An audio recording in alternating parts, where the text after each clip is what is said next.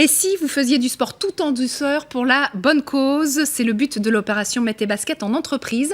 On en parle avec vous, Guy Alba, bonjour. Bonjour. Vous êtes président de l'association ELA et l'une des marraines de l'association Sandrine Quétier, bonjour. Et membre d'honneur d'ailleurs d'ELA. C'est quoi membre d'honneur ? C'est-à-dire que c'est un statut parce que ça fait de nombreuses années que je suis marraine de l'association, c'est ça, non ? Oui, non, mais parce qu'elle est extrêmement engagée et qu'elle fait énormément de choses pour ELA. Donc ça veut dire que demain, Sandrine, vous avez vos baskets. Demain, je mets mes baskets et je compte mes pas pour ELA. Exactement. Comment ça se passe exactement ? Parce qu'on le précise là, l'opération Mettez Basket existe depuis pas mal de temps, mais depuis quelques années, vous l'avez déclinée en entreprise.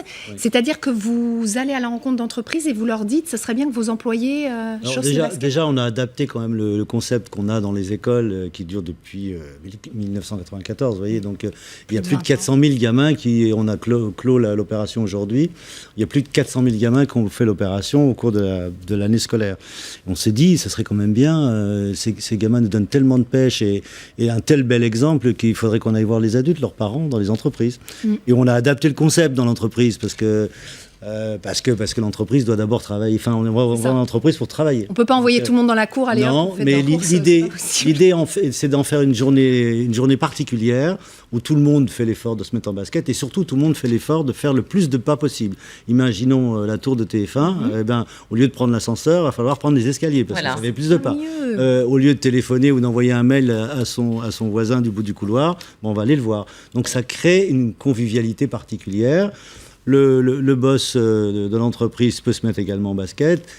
Ça génère forcément une ambiance particulière, très détendue, et c'est pour la bonne cause. Parce qu'il y a depuis quelques années, TF1 participe à cette opération. Ça va se passer comment demain ? Parce que c'est demain. Alors, Guy a amené un petit podomètre, donc on a des petits podomètres comme ça. Qui seront distribués. Roses. Voilà, qui seront distribués aux salariés de TF1. À la caméra. Voilà, un petit podomètre comme ça. Voilà, à l'entrée. Ouais. Donc on arrive dans son entreprise. On s'équipe de son petit podomètre et on marche toute la journée puisque un pas égale 1 centime d'euro qui sera reversé pour l'association. Et là, donc il ne faut pas hésiter. Il faut faire des pauses toutes les 10 minutes pour pouvoir aller marcher, aller à la machine à café pour faire un maximum de pas dans la journée. Ouais, il y a ça et puis il y a certaines entreprises qui décident d'aller plus loin et qui se disent pourquoi pas. Par exemple, la pause midi, au lieu que ce soit une pause normale, on va organiser quelques ateliers, quelques activités, oui. Oui, en fait, il faut appel à... Bon, d'abord, tout le monde peut le faire, c'est quand même le plus de cette opération.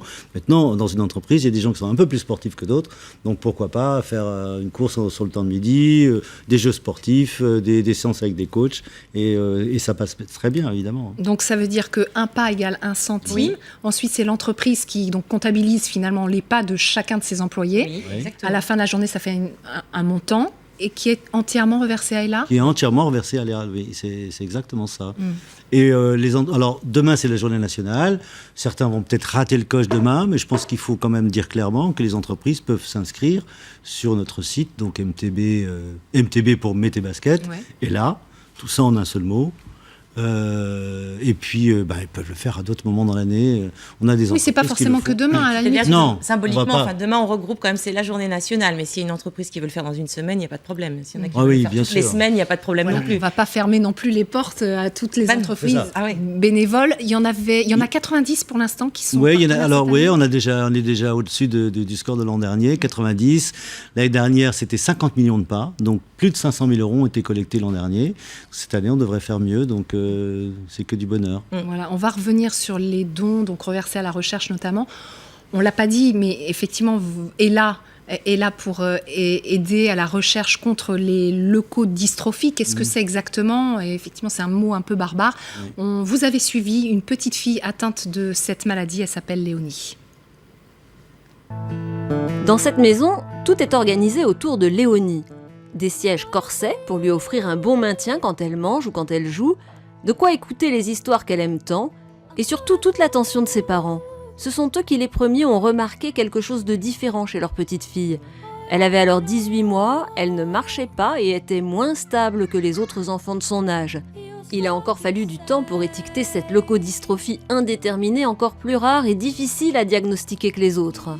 C'est une maladie qui évolue, mais tout doucement. Donc nous, comme on la voit tous les jours, on va plus s'en rendre compte quand on regarde des photos d'elle petite où elle tenait bien assise, où elle était debout, on se dit « Ah oui, c'est vrai, elle pouvait faire ça » et là maintenant, elle ne le fait plus. Chaque semaine, 3 à 6 enfants naissent atteints de ces pathologies en France, 20 à 40 en Europe.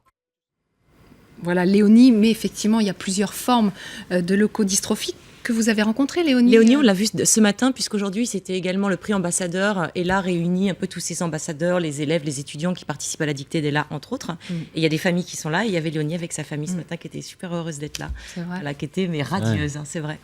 Ouais. C'est quoi votre rôle en tant que marraine, justement ?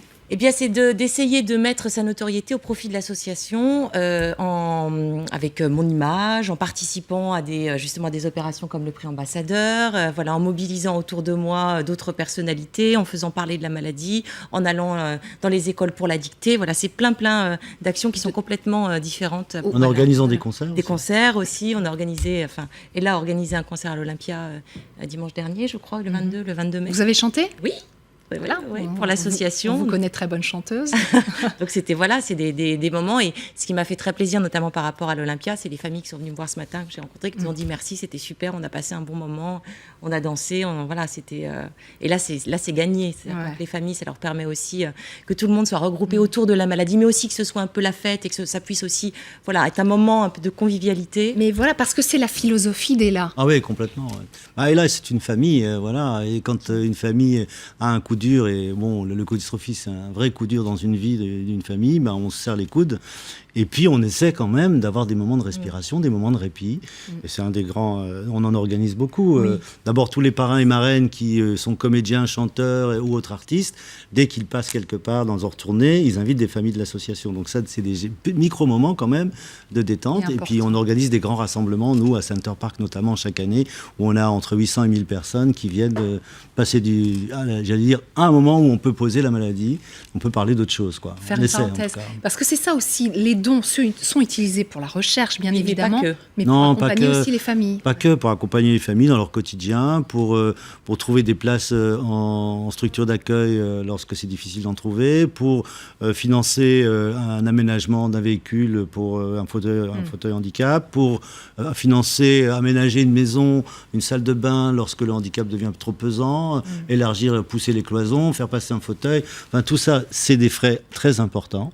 Et l'association Ella monte les dossiers et finance la partie qui n'est pas financée par ailleurs, par les autres contributeurs. Quand on a vu dans le sujet que, j'ai perdu les chiffres évidemment, mais 3 à 6 enfants par semaine étaient touchés en France. On ne peut pas dire que ce soit une maladie rare. Eh bien si, ça reste, on est quand même dans les quotas maladies rares, mais c'est vrai que c'est pas si rare que ça. Non. Je peux vous dire que quand ça touche une famille, c'est pas rare du tout. Là, pour le coup, c'est tous les jours, quoi. Donc, c'est vrai que c'est pas évident, d'autant que pour les maladies rares en général et pour les leucodystrophies en particulier, c'est un petit peu les abandonnés de la recherche. Les laboratoires privés s'en intéressent pas du tout, très très peu, parce qu'il n'y a pas de débouchés, et la recherche publique est aux abonnés absents. Donc heureusement qu'il y a des associations comme Ella qui existent pour justement inciter les chercheurs à s'intéresser à nos sujets.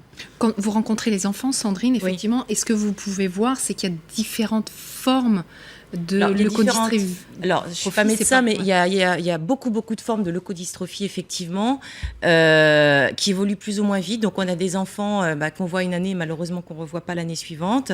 Il y a des enfants qui ont une forme de maladie, une évolution plus lente, donc qu'on voit, mais ils sont quand même c'est des structures très lourdes, je vois, ils sont beaucoup en fauteuil, ils perdent la parole, ils perdent la mobilité, voilà.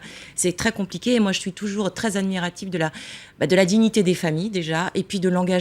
Elle ne baisse pas les bras. C'est vrai qu'Ella, il fait pour beaucoup, parce que c'est un lien entre toutes ces familles, et c'est une belle leçon d'humilité, et c'est vraiment, et de courage de ces familles qui sont extraordinaires. Et ces enfants, vous parliez de Léonie, qui était absolument radieuse. Oui.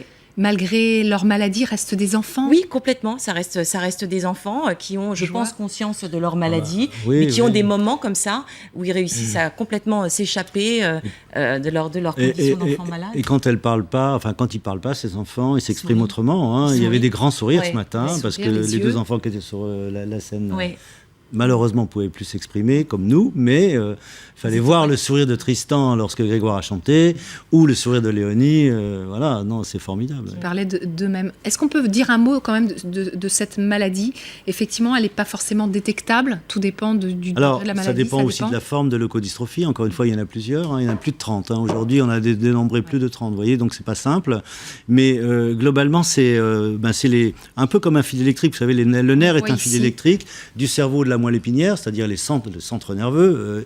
Et donc, soit la gaine des nerfs qu'on appelle la myéline, cette gaine bleue qu'on voit à l'écran, eh bien, est saine, n'est pas abîmée et tout se passe bien, le message nerveux passe bien.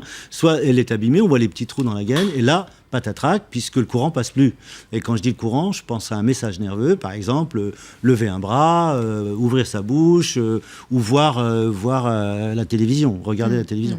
Donc le problème, il est là, et donc il faut soit empêcher que cette enveloppe, cette gaine qu'on appelle la myéline, s'abîme, dégénère, soit la réparer lorsqu'elle est dégénérée. Déjà atteinte. Et depuis, vous existez depuis 1992 ? 92, oui. Et depuis, grâce à vos dons sur la recherche, qu'est-ce qui a évolué ? Est-ce qu'on vit mieux ? Moi, quand j'ai découvert la maladie en 1992, donc, et que j'ai créé là, on ne savait même pas prononcer le mot leukodystrophie. Il n'y avait aucun médecin qui était capable de prononcer le mot correctement, moi encore moins, évidemment. Aujourd'hui, on a lancé, nous, avec les investigateurs, enfin avec les professeurs qui sont chargés de ces questions, on a lancé des essais cliniques sur des enfants et même sur des formes adultes. Donc, on attend évidemment des résultats avec impatience, mais on est sorti de l'âge de pierre concernant ces maladies. Donc déjà, c'est un grand pas. Il y a ces opérations comme demain, mettre tes baskets en entreprise, mais aussi évidemment les dons tout au long de l'année sur votre site est là. Merci beaucoup, Guy Alba, Sandrine Quétier, d'être venue nous en parler. Chaussez vos baskets dans votre entreprise demain. Aussi, hein. Mais évidemment. Alors, oui, je suis très abonnée aux escarpins, mais vous savez que de temps en temps, je sais les mettre, les baskets. Merci infiniment. En tout cas, c'est une très belle cause. Et on y participera. Donc, restez avec nous. Le rappel des titres à 17h30.